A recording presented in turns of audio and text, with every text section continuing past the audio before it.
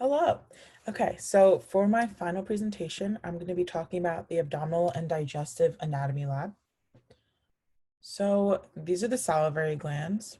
So the first of which is the parotid gland, the submandibular gland, and the sublingual gland. So the submandibular gland and the sublingual gland, their names have to do with their locations. So submandibular meaning underneath the mandible. You can see that that gland is located underneath the mandible.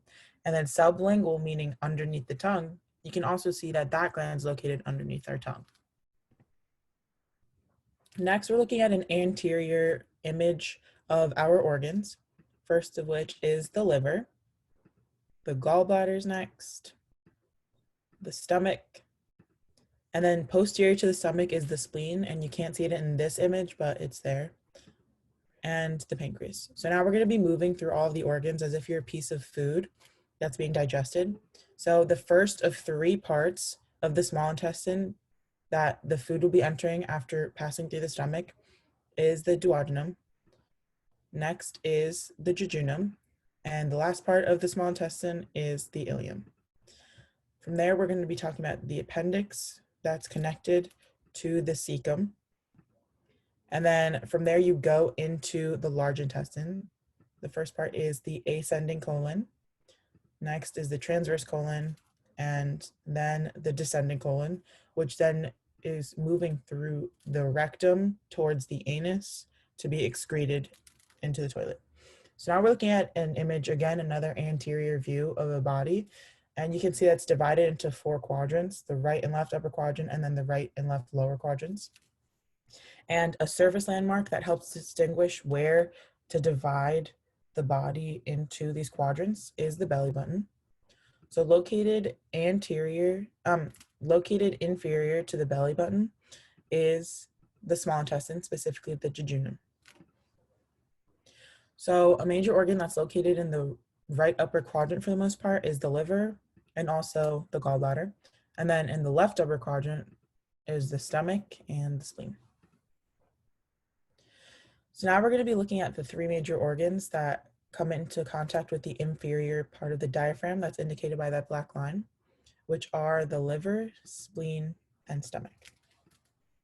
Now we're going to be looking at an organ that comes close to the pubic bone, which is again indicated by that black line, which would be the small intestine or the sigmoid colon.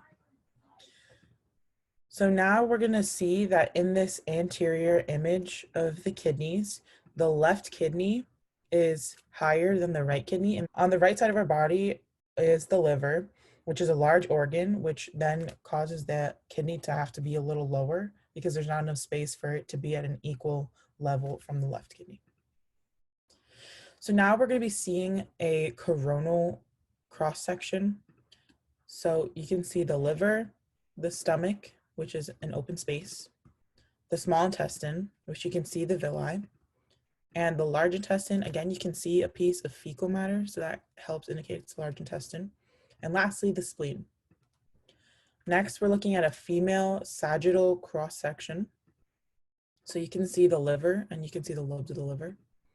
You can see the bladder towards the bottom of this image. And you can see the small intestine, which they're kind of stacked on top of each other. And lastly, the large intestine. Now we're going to compare the female and male sagittal cross sections. So first you can see that both small intestines, you can see the villi. Then you can see that the large intestine is represented by a bigger hole, an opening in the cross section. The bladder is also seen as being a bigger opening in space in both cross sections. And you can also see that the liver and of the female cross section and the liver of the male cross section, but they're both depicted as a solid organ. Now we're going to be looking at an inferior transverse cross section.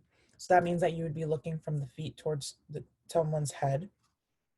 So an easy way to distinguish what side of the picture is anterior versus posterior is seeing that the abdominal muscles are at the top of this image, which indicate that's the anterior side, while you can see a vertebra towards the bottom of the image, which would indicate that's the posterior side.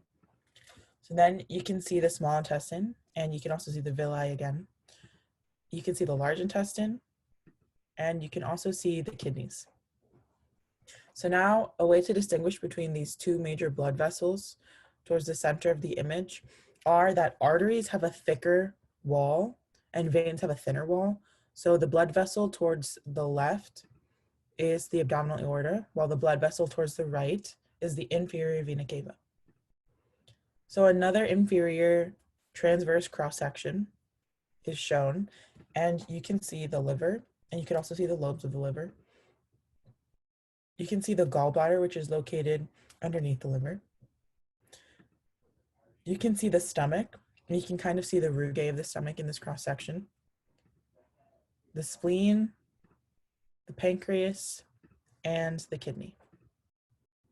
Lastly, we're going to be talking about the lesser omentum, the greater omentum, and the mesentery proper.